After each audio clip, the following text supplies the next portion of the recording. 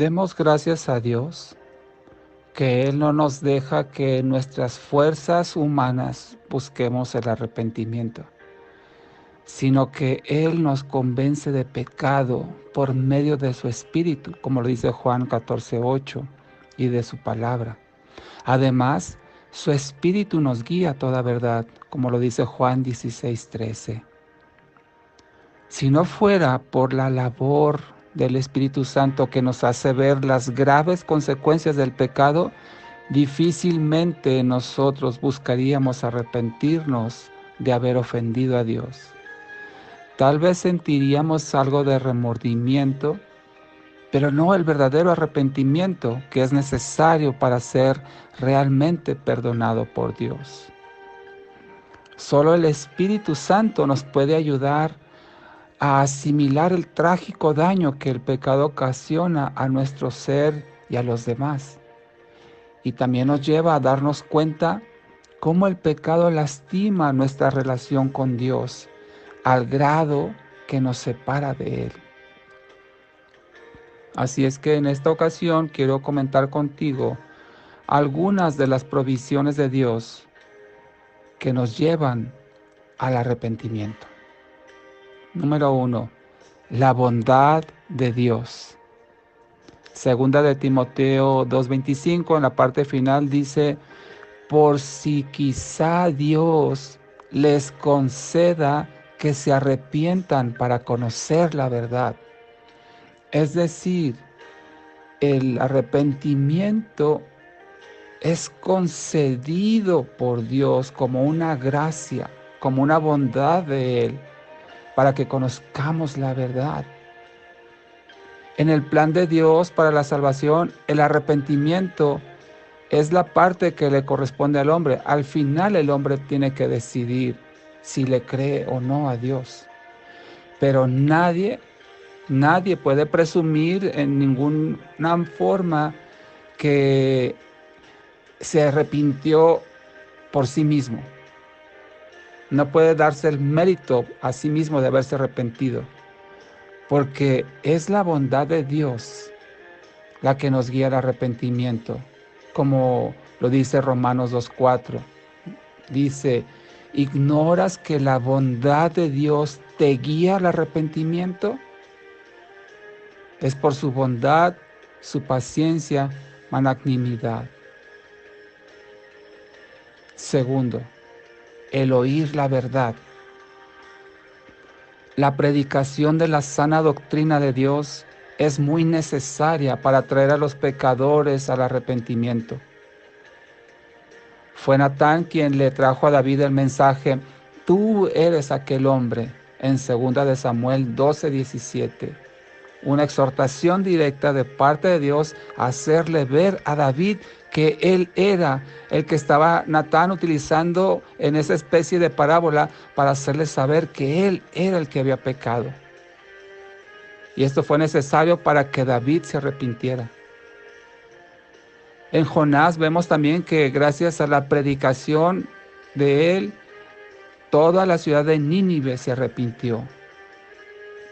En el día de Pentecostés, 3,000 personas se convirtieron por el mensaje del apóstol Pedro. Así es que la verdad expuesta de la Biblia conduce al arrepentimiento. Número 3.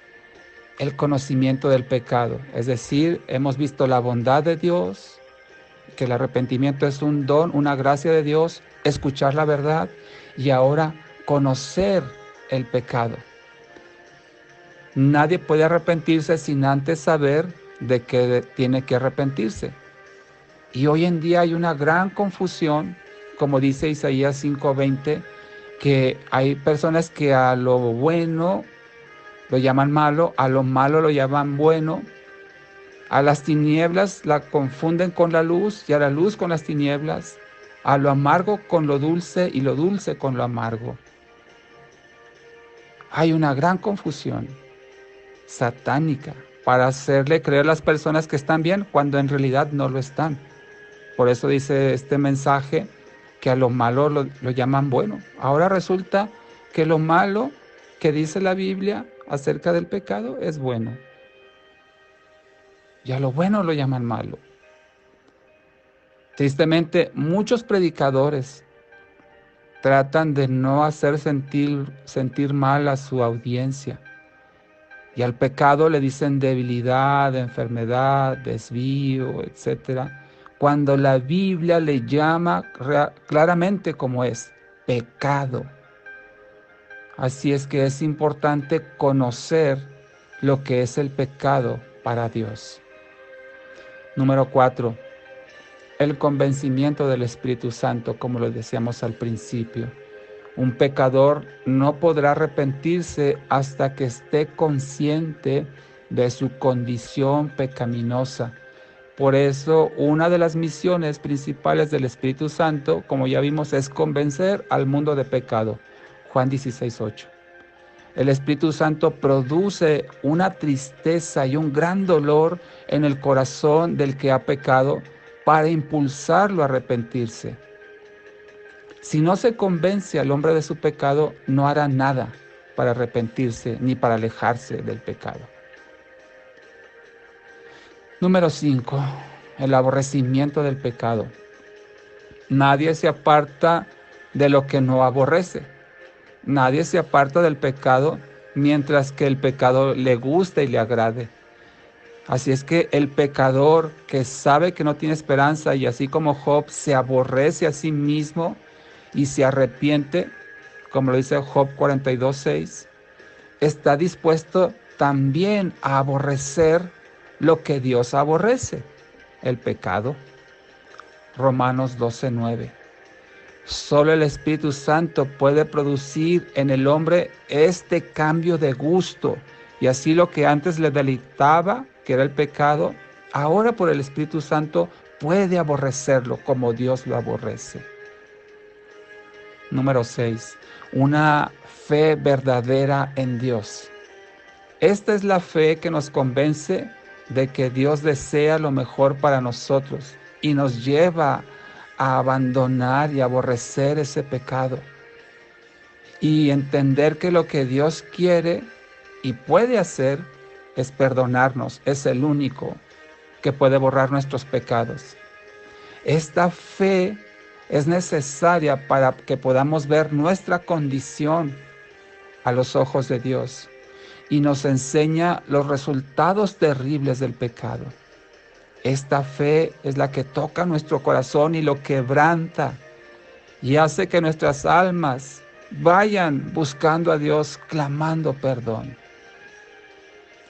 Y por último, número 7, las recompensas y los castigos.